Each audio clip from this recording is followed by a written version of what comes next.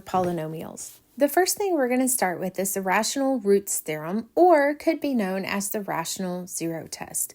And what this theorem or zero test will do for us is this is just going to give us a place to start.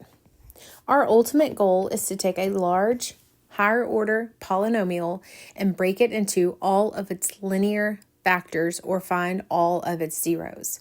And so what the rational roots theorem or rational zero test does for us is gives us almost a word bank to start with. You know, in grade school, you were looking at filling in blanks with vocabulary words, and you would have a word blank, and you knew your answer was in that word blank.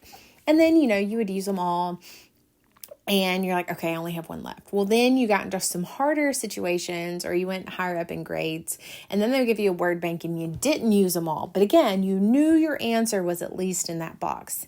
That's the same thing with this rational zero test. It's going to give you all the possibilities, and if they are real zeros for that function, they're at least going to be in that list. Doesn't mean you're going to use all of them, but does mean that if it's real and if it's rational, it's in your list. And so first, let's just kind of play around with how to create this list, and then we'll take it a step further in examples and see how it applies. And so it says finding all possible rational zeros. Again, this is possible. That's our keyword. Rational means it can be written as a fraction. So that is going to include your numbers like 1 to 10, but it's also include numbers like 1/2, 3/4, 7/12. So if it's possible, it's also rational, and it has to be a real number. So if we're given just a basic polynomial, as you see here, what we're going to do is we're going to take the first coefficient and the last coefficient.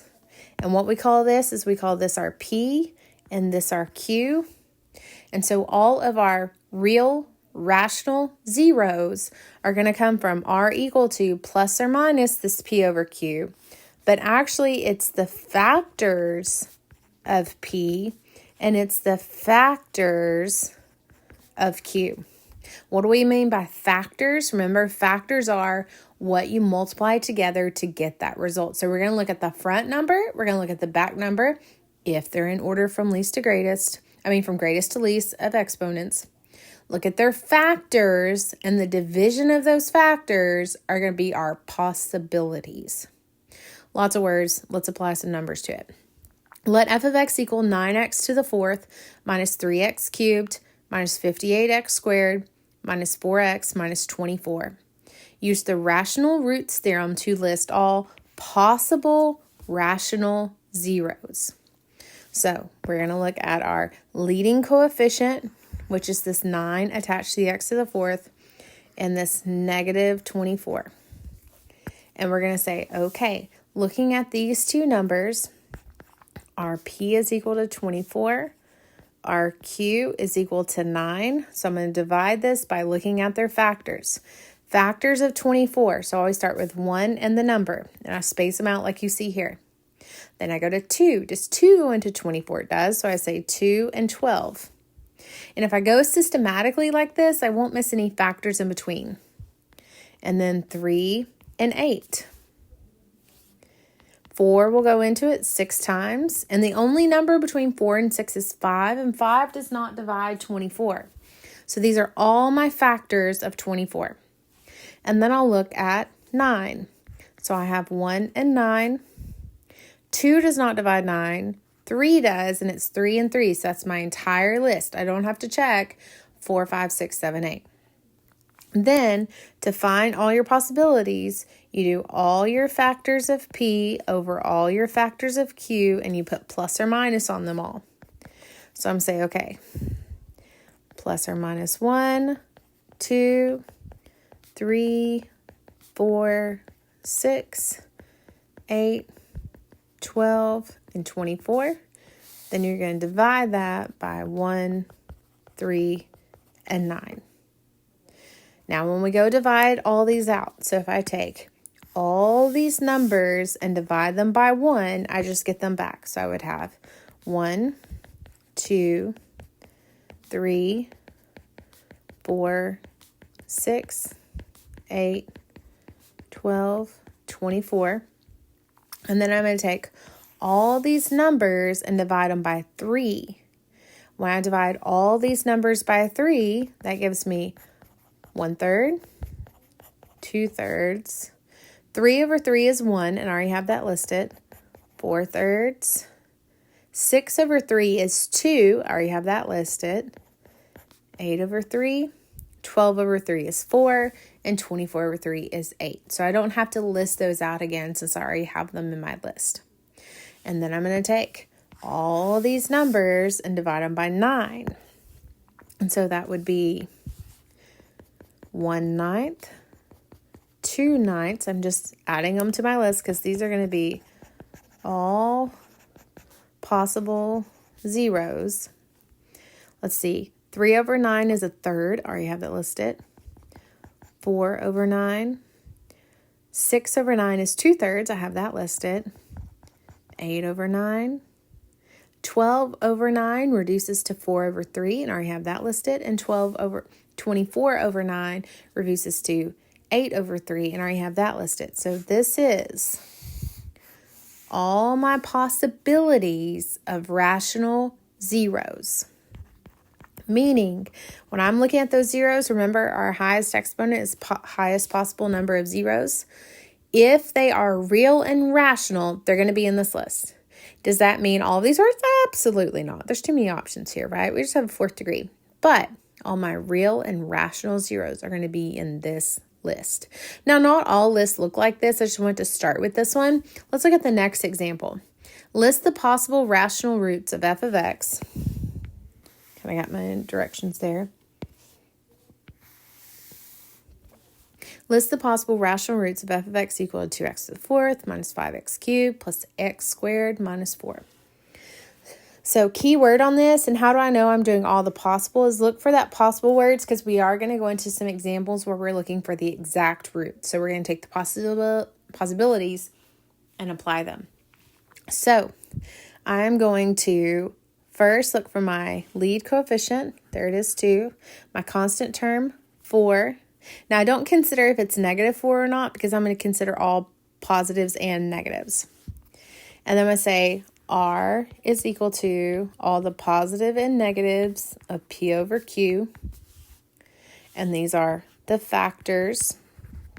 So I'm going to say, okay, what are my factors of P? Well, P is my back number and Q is my front number. So factors of 4 would be plus or minus 1, 2, and 4. Factors of Q would be 2. So factors of 2 would be 1 and 2. Then you divide all those options. And so again, I'm taking 1, dividing it by 1, and I get plus or minus 1. I take 2 divided by 1, and I get plus or minus 2. I take 4 and divide it by 1. That gives me plus or minus 4. And then I'll go in here and I'll go, okay, well, then also take all these numbers and divide by 2. So it gives me plus or minus 1/2. 2 over 2 is just 1. I already have that listed, so I'm not going to double list it. And then 4 over 2 is just 2. So these would be all the possible rational zeros for this function. Possibilities. Now, again, this is finding all of our real numbers. We'll see what it looks like with imaginary. So let's start and apply this and take it from possibilities into results. So for this one, we're going to be finding all the zeros. That's kind of our blanket instructions. Find all the zeros. You're not going to see the word possibility. This means we are going to look for the real and imaginary ones, and we'll see what that looks like as well. So we're always looking for the n total number of zeros. Remember, we look at this highest degree, and that tells me how many zeros I'm going to have. So let's just get right into it. Let f of x equal 2x cubed plus 3x squared minus 8x plus 3. Find all the zeros of the function. It doesn't say the word possible, but I am going to use the rational root theorem to kind of give me almost like a word bank to get me going. So I'm going to say R is equal to plus or minus P over Q. So I'm looking at my front number and my back number. And I'll say, okay, I'm looking at the factors of 3, which are 1 and 3, all over the factors of 2, which are 1 and 2. Divide all those, that gives me 1, 3, 1/2, and 3/2. And so this right here is the possible. It doesn't mean they will work. But if they're going to be real and rational, it's going to be one of those 8. So what we're going to do is we're just going to start trying these numbers. And how are we going to start trying these? We're going to use our synthetic to divide them off, just like we saw in previous sections. So I'm going to set up my synthetic. So this would be 2, 3, -8, 3. Hopefully you're a master of synthetic at this point. And I'm just going to start trying these different options. So let's just start with +1. Just for no other reason that I'm just going to go in order here. And so I'm going to say, okay, that means I'm going to bring the 2 down. I'm going to multiply, add, multiply, add, multiply. And just per chance, I got a 0 right here. Because I have a 0 right here, this means that 1 is a 0 of the function. And so what we're going to do, just like what we did before, we're going to take the result. We're going to say, okay, well, we started out as an x cubed. So now this is x squared, x, this is my constant. So if I take this piece here, that gives me 2x squared plus 5x minus 3. And I'm just going to take that and factor it out. If I take what I started with and get it all the way down to a quadratic, then I can stop and I can factor. So this will give me 2x and x. This gives me -1 and +3. Set equal to 0. And I can get what the rest of my zeros are going to be. So this gives me a 1/2, which note, that was also listed here. X plus 3. That gives me -3, which you can see is also listed here. So what are all the zeros of this function? 1 that we grabbed by our synthetic, 1/2 and -3 that we got by solving that ending quadratic. But you can see all those numbers were listed in our rational roots. Now, did we use all the rational roots? No, but 3 of them we did. Let's do another one. And let's just kind of show the process of what do we do when our first one doesn't work. Because that was just chance that first one worked out for me. The next one says, let f of x equals x to the 4th minus 2x cubed plus 6x squared minus 18x minus 27. Find all the zeros of the function. So you're first going to start with your rational root test. R equal to plus or minus p over q. So remember, this is your p. This is your q, which is just 1. So I have plus or minus 1 and 27. 2 doesn't work. Let's see, 3 and 9. 4 doesn't work. 5, 6, 7, 8. I'm to 9, so that's my whole list. All over 1. So I'm looking at options being 1, 3, 9, and 27. Those are all my possible zeros. So you know what? Let's just start again. I'm going to start with the first one. I'm going to start with 1, and I'm going to try it on my problem. 1, -2, 6, -18, and -27. So I'm going to start here. I'm going to work my synthetic, and I'm going to see if this works out. So I get 1. I'm going to multiply, add, multiply, add. And that gives me negative. Oh, that did not work out for me. That's -40. Because that's not a 0, I know that +1 is not going to work for the synthetic, which is fine. We knew it was a possibility, but let's just go to the next one. And let's try -1. When I go in here and try -1, I get, let's see, I'm just going to multiply and add as I go.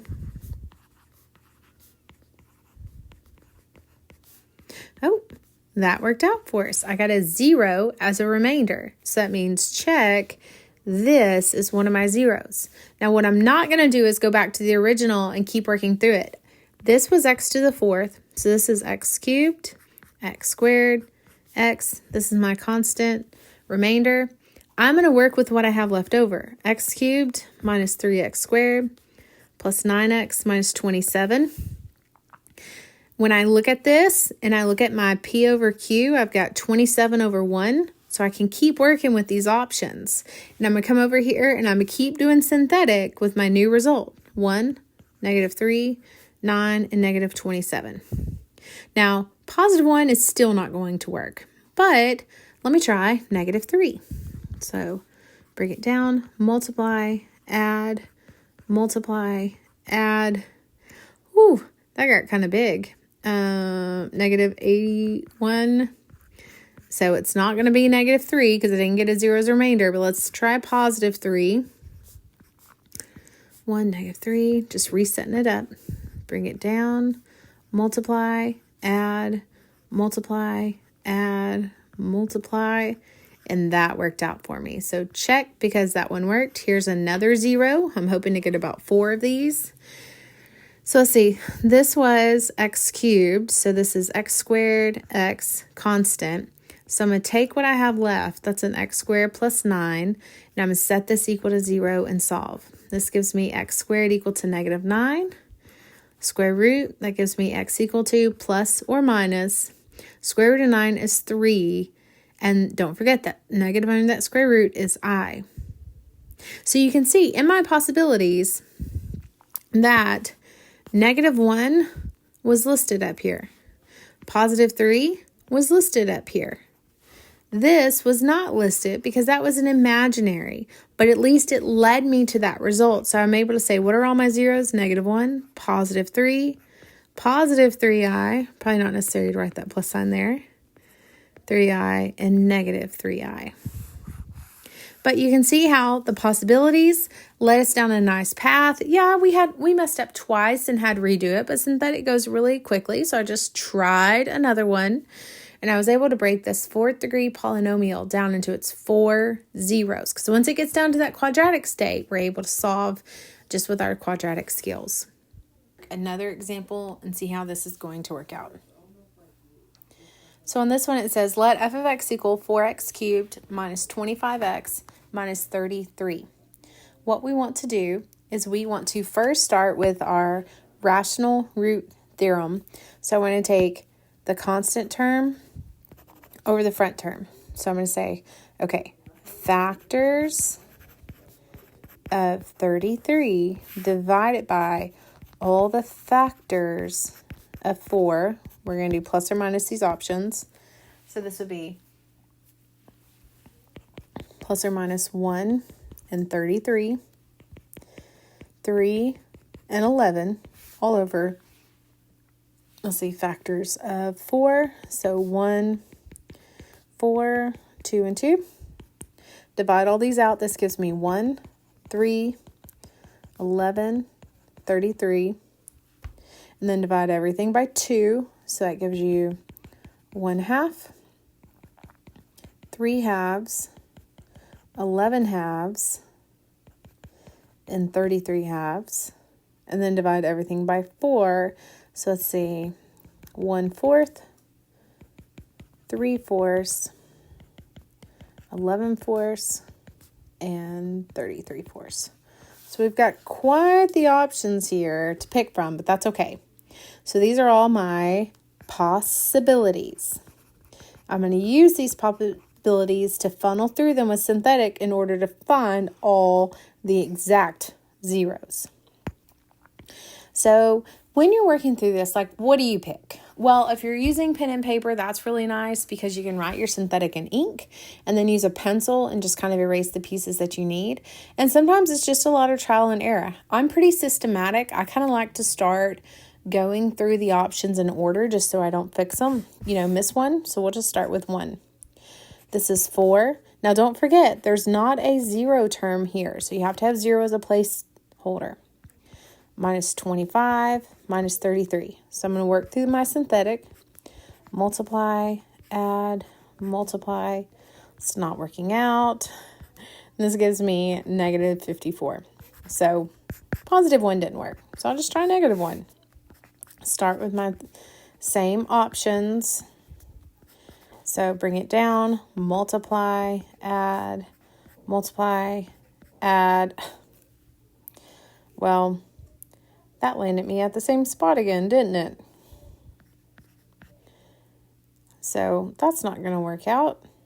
Oh, excuse me, positive 21. Still doesn't give me the result I'm looking for of a 0.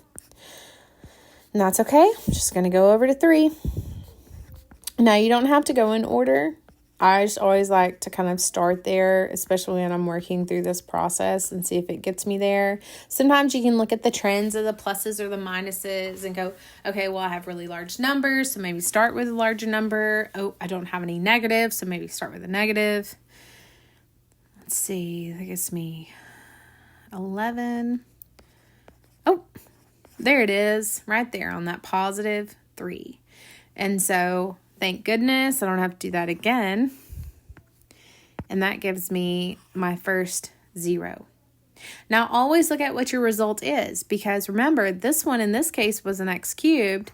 And so although I had to do that a couple of times, I just landed at my quadratic. So 4x squared plus 12x plus 11. I'm going to take that quadratic.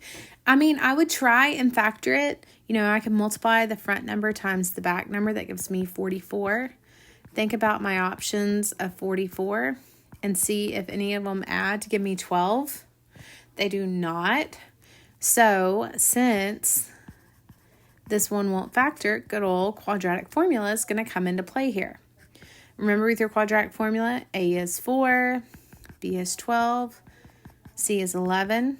So I'm going to say negative b plus or minus the square root of b squared minus 4ac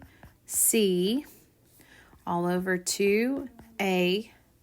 Now, I would not run to my calculator and just put in that entire thing, because notice what happens here. When I start simplifying this up, I get 144 minus 176. So that actually gives me the square root of negative 32.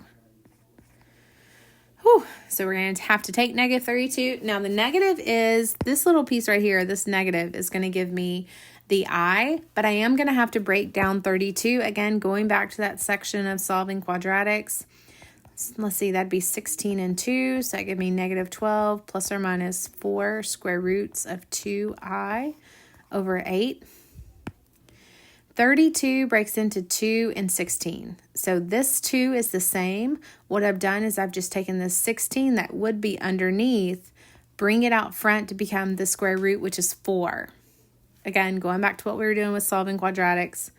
So reducing all these by 4 gives me negative 3 plus or minus the square root of 2i over 2.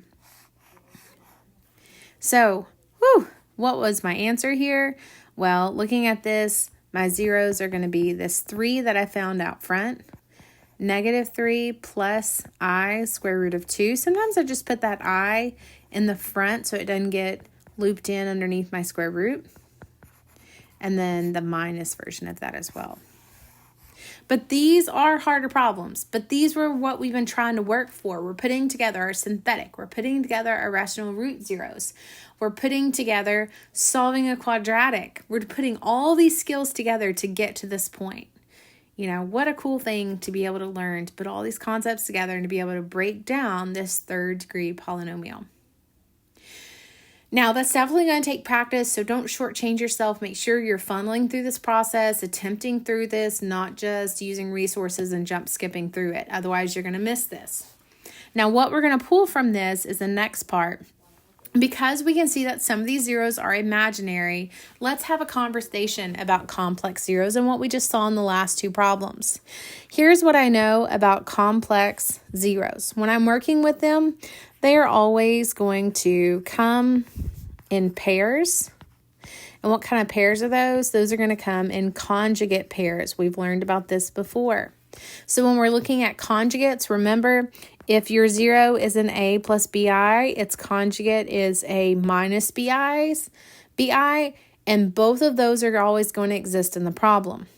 Now, in the next example, what we're going to do is we're going to work backwards. We're not going to start with a really long equation. We're going to start with the zeros of the equation and find what the equation would be. So it says, find a fourth degree polynomial with a leading coefficient of 3 and zeros of -1, 1, and 3i. So let's just start that process. So this means f of x is going to be equal to 3, that's my leading coefficient, and then we're going to multiply it by all the zeros. So I've got my 0 of x being equal to -1. If I add that 1 over, it gives me a factor of +1. Times a 0 of +1, subtract that over, that gives you x minus 1 for a factor.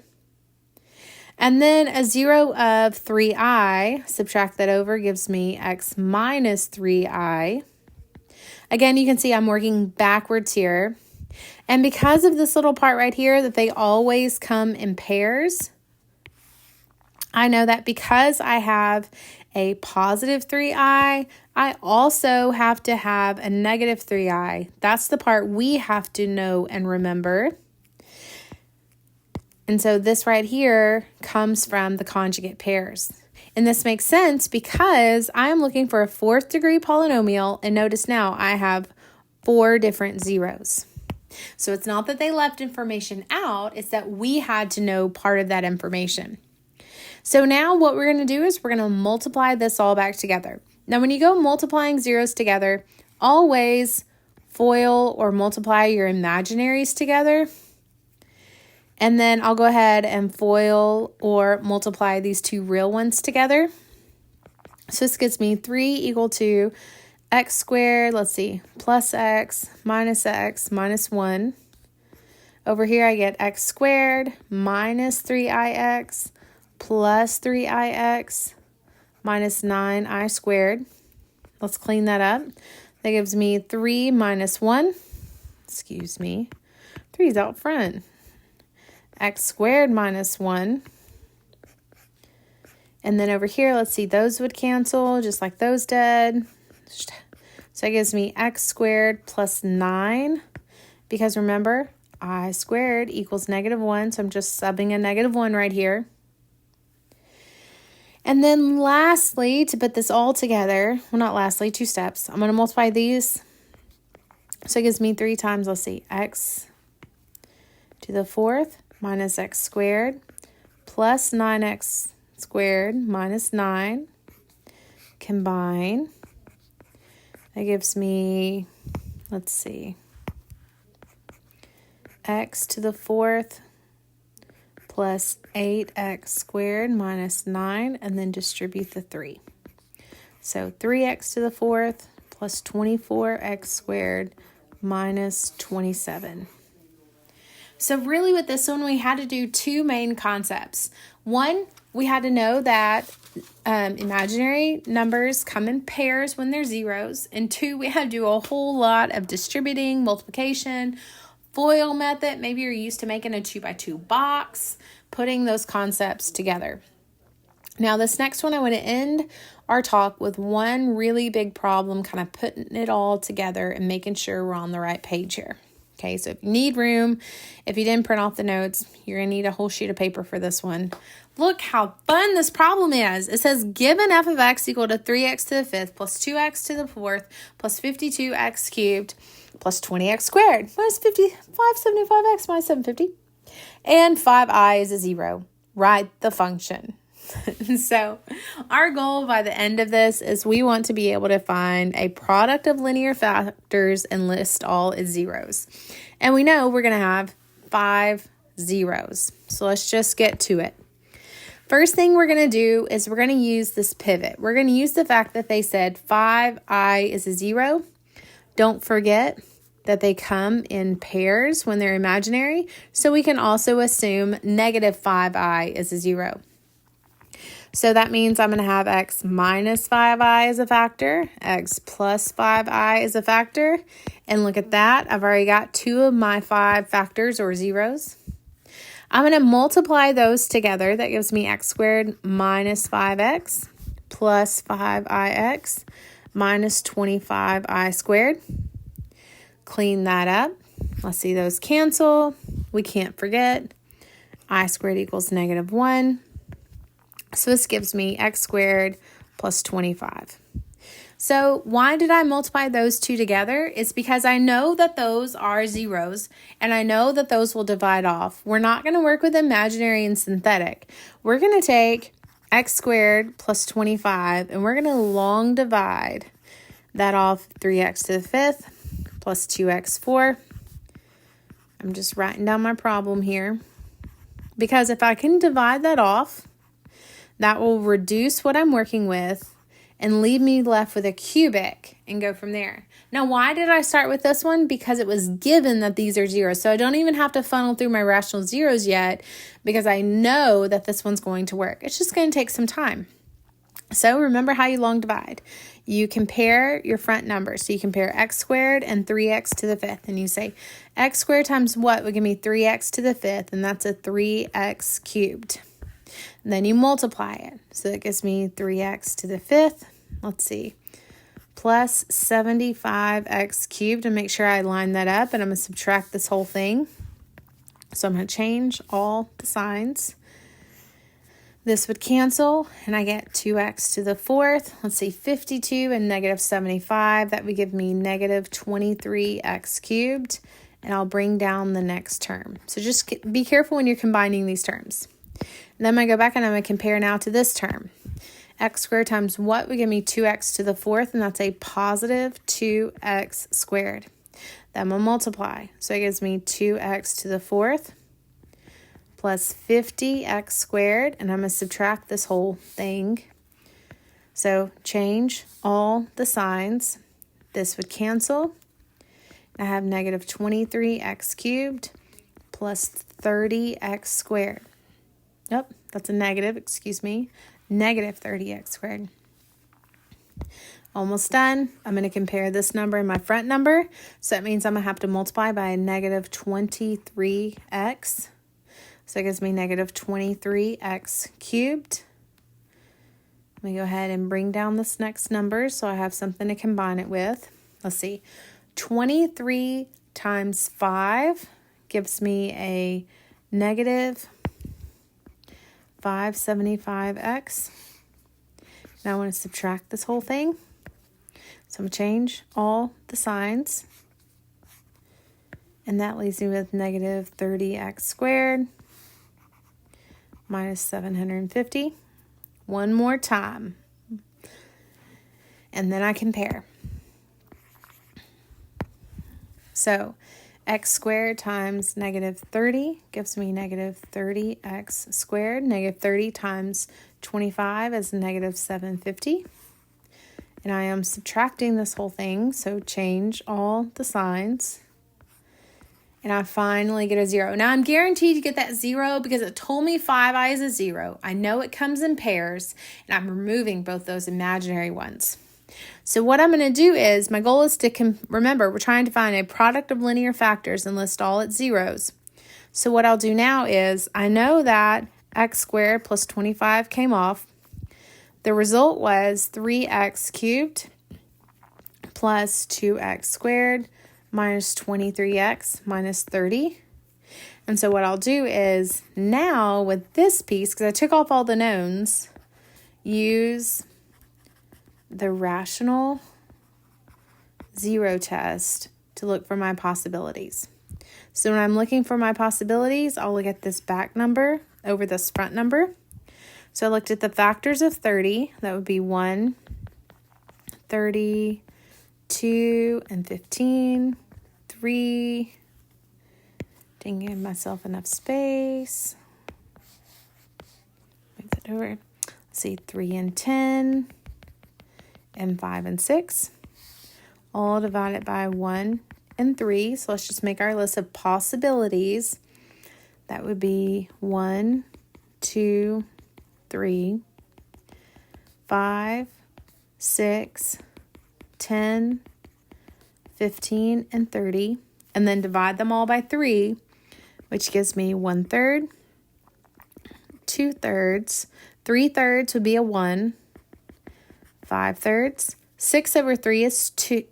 6 over 3 would just be 2, and I already have that listed. Let's see. 10 over 3. 15 over 3 is 5, and then 30 over 3 is 10. So this would be all my possibilities. And really, I'm already at a cubic, so I just need one of them to work. And so I'll look at them and go, okay, let's just try one. See how it goes. We could start with -1. We are working with the result 3 to -23, -30. I'm not going back up to the original. Let's see, that gives me -3, -1. I don't think this one's going to work. So let's just kind of restart.